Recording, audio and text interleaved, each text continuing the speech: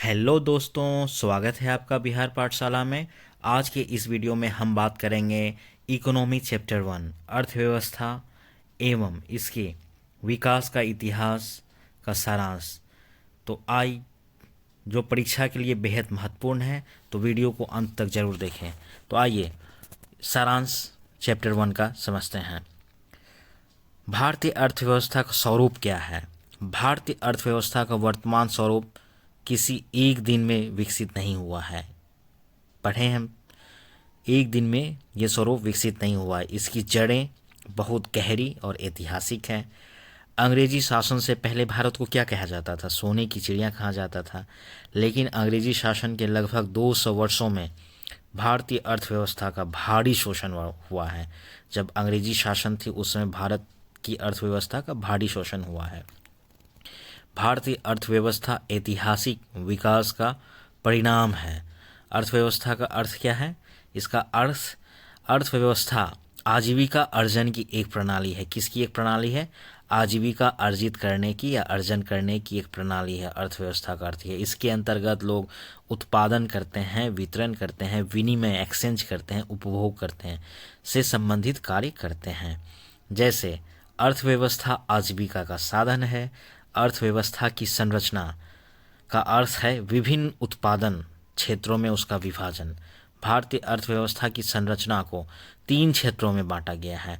भारतीय अर्थव्यवस्था की संरचना को 3 क्षेत्रों में बांटा गया है। जैसे प्राथमिक क्षेत्र कृषि, पशुपालन, मत्स्य पालन, वानिकी। प्राथमिक क्षेत्र में क्या है? कृषि, पशुपालन, मत्स्य पालन, वानिकी है। द्वितीयक क्षेत्र में उद्योग, कारखाने, निर्माण कार्य। द्वितीय क्षेत्र में क्या है? उद्योग, कारखाने, निर्माण कार्य। तृतीय क्षेत्र में क्या है? सेवाएं, परिवहन, व्यापार, शिक्षा। तृतीय क्षेत्र में क्या है? सेवाएं, परिवहन, व्यापार, शिक्षा, स्वास्थ्य। भारतीय अर्थव्यवस्था को हम प्राथमिक प्लस द्वितीयक प्लस तृतीयक क्षेत्र में देख सकते हैं। प्राथमिक, द्वितीयक प्लस तृतीयक क्षेत्र। अर्थव्यवस्था एवं उसके विकास का इतिहास। अर्थव्यवस्था के प्रकार हैं अलग अलग। हम इसके इतिहास और इसके विकास का इतिहास हम देखते हैं।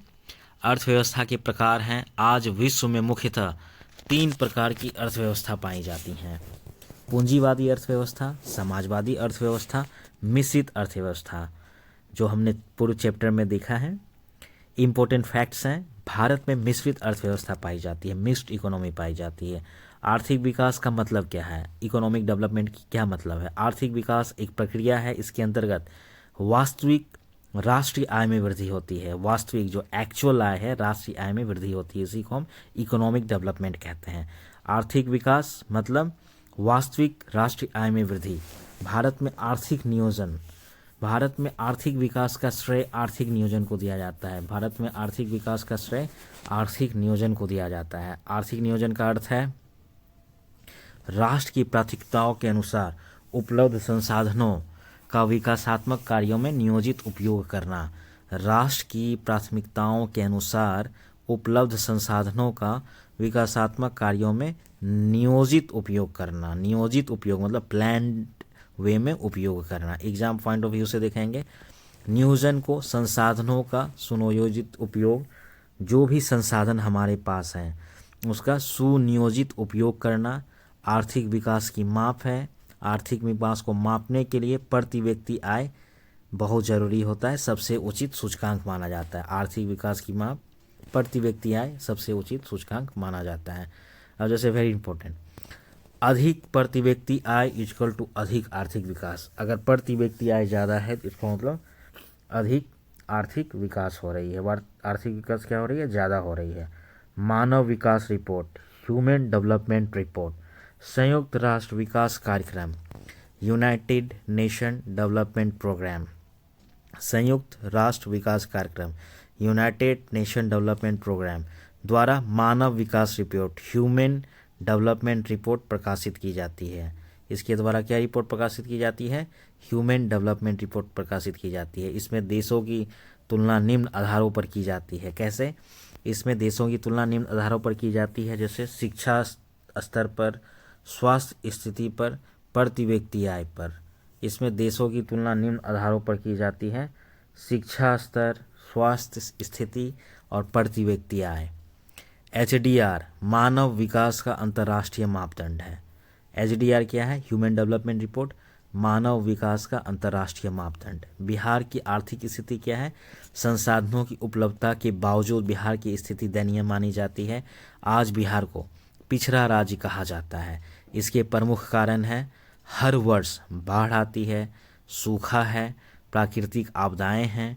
तो एग्जाम पॉइंट्स ऑफ व्यू से देखना है, प्राकृतिक आपदाएं को बिहार के विकास में बड़ी बाधा माना जाता है। प्राकृतिक आपदाएं को बिहार के विकास में बड़ी बाधा मानी जाती है। बिहार और भारत का विकास, बिहार की स्थिति में सुधार आर्थिक विकास की गति तेज करके किया जा सकता है। आर्थिक विकास की गति तेज करके किया जा सकता है। पूर्व राष्ट्रपति डॉक्टर APJ अब्दुल कलाम का कथन है कि बिहार के विकास के बिना भारत का विकास संभव नहीं है। बिहार के विकास के बिना भारत का विकास संभव नहीं है। एग्जाम लाइन्स हम लोग देखेंगे। भारत का विकास, इसको हम बिहार के विकास से आंकते हैं। विशेष राज्य का दर्जा, वर्तमान समय में बिहार को विशेष राज्य का दर्जा देने की मांग है। बिहार को विशेष राज्य का दर्जा देने की मांग उठ रही है, केंद्र सरकार से की जा रही है। यदि विशेष राज्य का दर्जा मिलता है बिहार को, तो बिहार को विशेष आर्थिक पैकेज मिल सकता है। विशेष आर्थिक पैकेज मिलने से बिहार को काफ़ी आसानी हो जाती है इकोनॉमिक डेवलपमेंट में। लोगों के इनकम में सुधार हो जाएगी, इंफ्रास्ट्रक्चर डेवलप हो जाएगी। इससे बिहार अपनी आर्थिक स्थिति सुधार सकते हैं। एग्जाम पॉइंट्स ऑफ व्यू से क्या देखना है?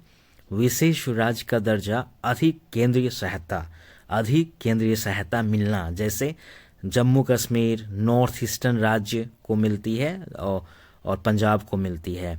विशेष राज्य दर्जे की समस्याएं क्या क्या हैं?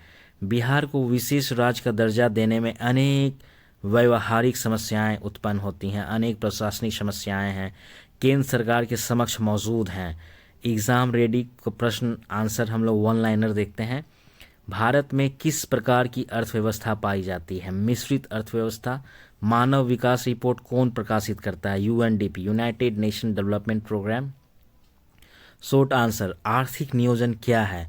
आर्थिक विकास की माप कैसे की जाती है? लॉन्ग आंसर्स, बिहार के पिछड़ेपन के कारणों का वर्णन कीजिए। बिहार के विकास के बिना भारत का विकास संभव नहीं है।